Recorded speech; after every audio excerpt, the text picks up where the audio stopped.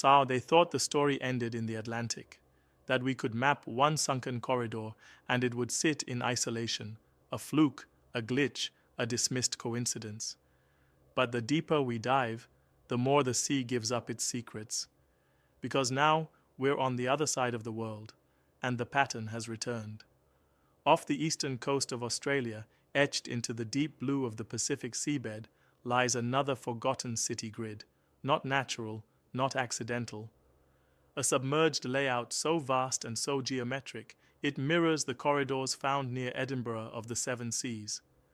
Except this one stretches with even greater purpose. Lines that run parallel for hundreds of kilometers.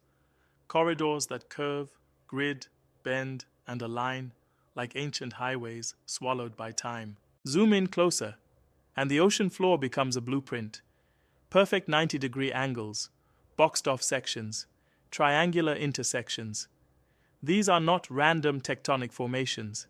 These are engineered routes, possibly once streets, foundations, aqueducts, ley-line energy corridors. And here's the part they won't explain.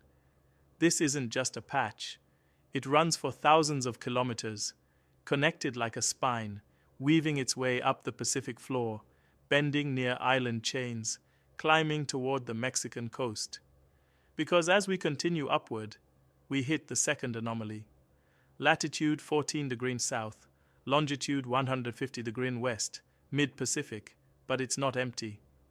Suddenly the floor shifts again. More lines, more blocks, a new cluster of submerged architecture. You can see it clear as day on Google Earth. Even with the fake shadows, they can't hide the structure anymore.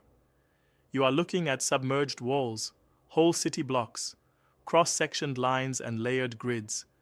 They don't look like sea trenches. They look like ancient megastructures, collapsed, overgrown, fossilized by ocean time. And that's when it clicks. This isn't one lost city. This isn't just Atlantis. It's a network, a sunken empire that spanned both hemispheres, from the South Atlantic to the Indian Ocean, across the South Pacific, all the way to the Pacific Corridor near Mesoamerica. We're not talking about one location. We're talking about a planetary infrastructure. These corridors, they don't bend randomly. They curve like engineered routes, like ley lines or energy meridians mapped on a massive scale. If you plot them, they move along ancient star alignments, not tectonic drift. They avoid trenches, they curve intelligently. And as we reach the Mexican coastline, something else becomes undeniable. The pattern returns again. Off the west coast of Mexico, near Colima and Michoacán, yet another massive seabed anomaly comes into view. This time it's more chaotic, partially buried, but unmistakably artificial. Faint grids, deep trench-like outlines in perfect lines, remnants of mega-routes now underwater. You can follow them like you're tracing ancient train lines, a forgotten monorail through the deep. It's the same blueprint again, from Mexico to Australia to the edges of Africa. And now it makes sense why the ancients spoke of cities of the gods swallowed by water.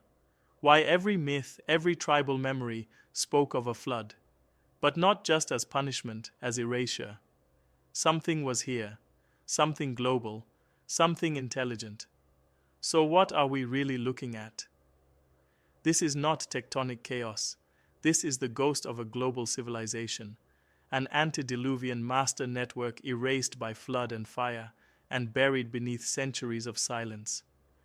But like we showed you in part 1, the ocean doesn't lie. This is the real Earth map, and it's coming into focus. Because even as they try to blur these images, even as Google tilts the angles, even as academia calls them bathymetric scan lines, your eyes know better. Your spirit knows better. The ancestors remember what's underneath. And the patterns don't lie. These are highways, temple routes, palace-to-palace walkways, cradle-of-life networks, designed before modern time, encoded with celestial math, and mapped on a level our modern cities can't touch. This is not the story they taught us. This is the real world, the sunken one, the grid of the first builders. and this is only the beginning.